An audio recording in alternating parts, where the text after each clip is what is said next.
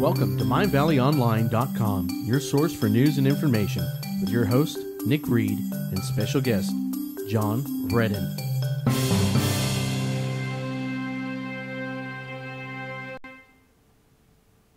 Hello, my name is Nick Reed, and welcome to another episode of MyValleyOnline.com news.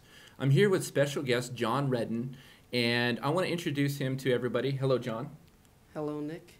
Now, he is a very special person that is doing some very innovative things, and there's a little secret we're going to tell you in just a second, but can you tell everybody what your purpose is for being here today? Well, I plan on running for the new 28th State Senate District, which has a major portion of Riverside County, has Val Vista, Marietta, Temecula, and goes all the way out to Blythe and has a desert in between. And I want to run because Sacramento is just broken. It is broken, and you're thinking about taking on quite a bit of real estate. Now, one of the things that we want to bring up right now that's kind of one of the key things that I think is most interesting is your age. How old are you, John? I'm 17 years old. I'm going to let that soak in for a second. 17 years old. Okay. So are you still in high school? Yes, sir. And what high school do you attend? I attend Hemet High School. Hemet High School. Aspirations to be the next state senator for this district. A little lofty, yes, but I think he's got some great innovative ideas that he wants to share with everybody. So what are some of the things that you think you can bring to the table as a state senator? Well, I'm going to fight for conservative values and ideals, and my top 3 objectives are to balance the budget, create jobs, and reform our education system. Now, these aren't jobs that are associated with Xbox game development. I mean, these are viable jobs you want to bring to the table. Real jobs. Now, let me ask you this. Let me back it up for a second. Now, you being in high school, I mean, what gave you the inspiration to go out there and actually promote yourself as somebody that's running for the state senate in 2014? I mean, what mindset were you in, and what inspiration have you gotten from either teachers or public figures that you kind of idolize at this point? Well, I've been involved in politics for the past 4 years. I've interned for Assemblyman Cook. I'm actually on the board for the Hemet-San Jacinto California Congress of Republicans. And when I see California with a $16 billion debt, 11% unemployment rate, and one of the worst education systems in the country, and politicians just not getting the job done, it motivates me and it frustrates me to go out, get off the sidelines, and make a difference. Wow.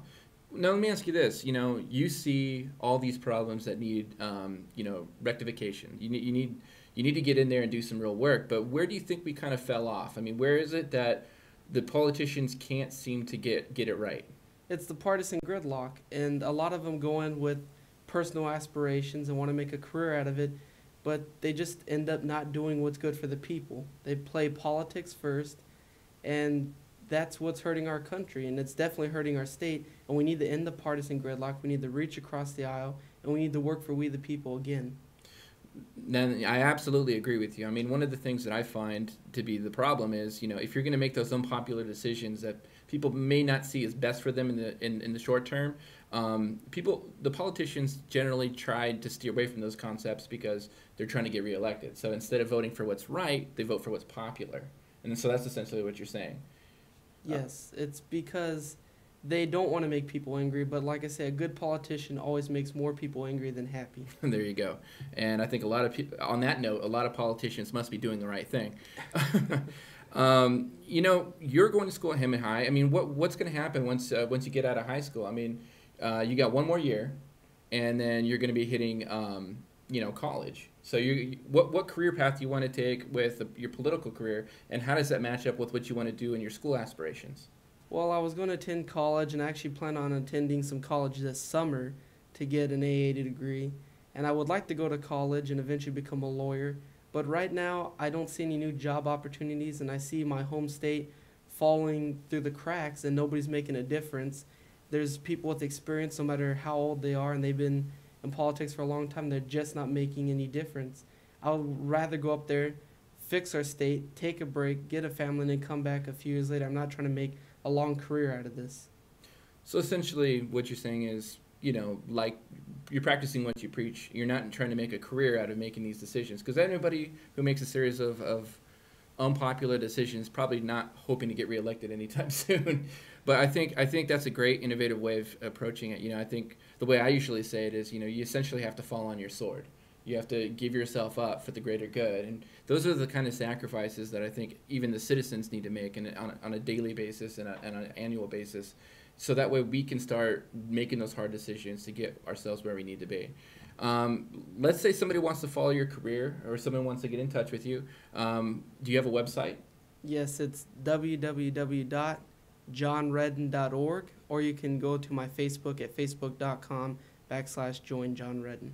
Okay, and is there a phone number they can get in touch with you if you have some donations that you can accept, or if there's any way to get a hold of you and talk about ideas? Well, I have an email, and it's john@johnredden.org. Okay. If you want to contact my cell, it's 951-663-7308. Okay, finally, I have just one personal question for you. Doing this political thing and setting your bar so high with the state scene, how does this help you out with the ladies? Probably not that much. Not that much? Maybe after I get elected. Maybe after you get elected, maybe, well, you can just shake some hands, kiss some babies, Yeah. or the other way around, who cares? And, you don't just start putting out your message, do your message for the state, and maybe if you want to fit some out there for the ladies, get that one out there too. I want to thank you for coming today, and I think people that want to get involved in your community, definitely check him out, check out his information. I'll give out his website again. It's www.johnredden.org. And for those of you out there, I want to thank you for joining us. I want to thank you again. And we're going to go ahead and catch you up on the next episode. And stay tuned for more news in the political scene here in the Hemet-San Valley.